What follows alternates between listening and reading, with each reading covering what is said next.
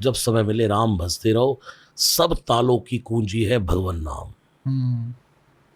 दुनिया का कोई सक्सेस का द्वार ऐसा नहीं, दुनिया का कोई अ, अच्छाइयों का द्वार ऐसा नहीं, दुनिया में कोई सुखों का द्वार ऐसा नहीं, दुनिया में कोई आनंद का द्वार ऐसा नहीं जो भगवान नाम भजने वाले के सामने ना खोलता हो। राम भजे गति कई नहीं पाई।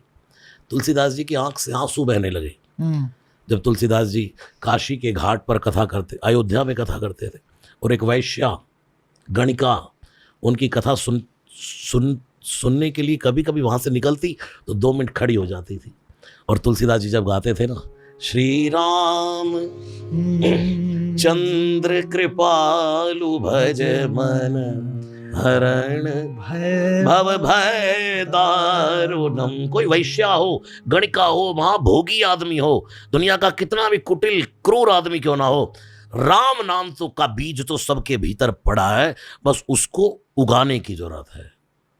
वो गणिका वैश्या खड़ी हो जाती जब तुलसीदास जी महाराज ये स्तुति गाते और फिर चली जाती।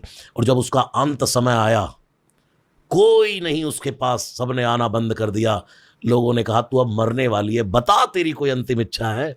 तब उस गणिका ने कहा था, हाँ एक बार उस साधु को बुला लाओ जो सरयू के घाट पर राम कथा गाता है। और तुलसीदास जी को आकर के कहा कि आपको गणिका के घर चलना है, उस वैश्या के घर चलना है। तुलसीदास जी ने एक पल की देर नहीं लगाई, अपनी माला उठाई और चल दिए गोस्वामी तुलसीदास जी ने।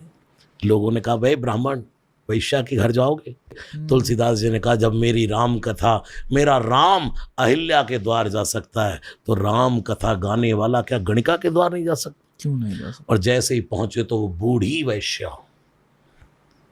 और तुलसीदास जी तो आजान बाहु थे, जैसे राम है ना आजान भुज, शरचाप धर संग्राम जित कर, ऐसे तुलसीदास जी बड़ी बड़ी भुजाएं थी।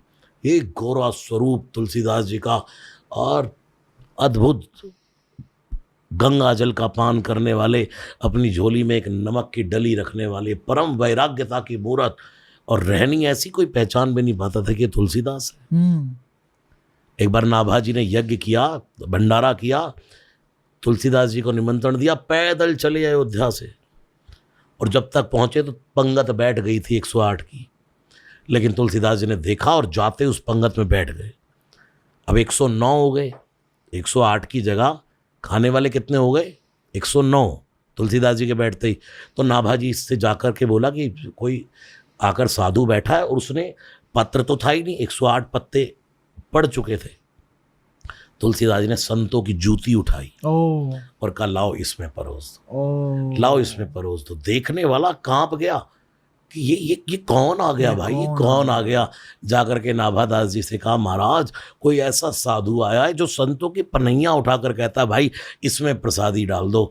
नाभा जी ने कहा जिसमें इतनी सरलता हो ना, वो मेरे तुलसीदास के अलावा और कोई हो ही नहीं सकता। वो तुलसीदास जी जब चले और अंत समय में उस गणिका को देखा, तो गणिका ने कहा एक बार वो सुना दो ना बाबा जो गाते हो। और तुलसीदास ने भैरवी कर दी, जीवन की भैरवी है ये। श्री रामचंद्र कृपालु भज मन हरण भव भय दारुणम नव कंज लोचन कंज मुख कर कंज पद कंजारुणम।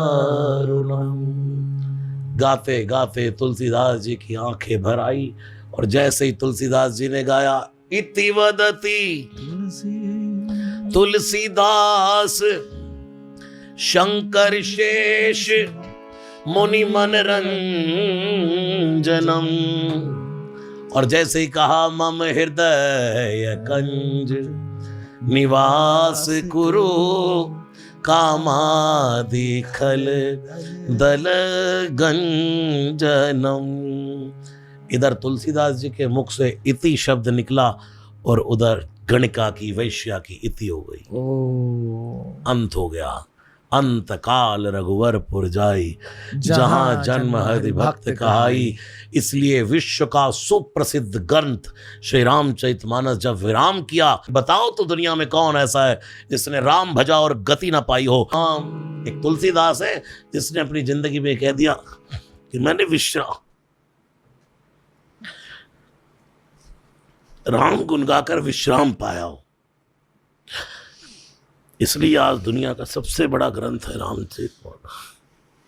राम का अर्थ ही है विश्राम, आराम। जीवन में अगर किसी को विश्राम चाहिए तो राम नाम से।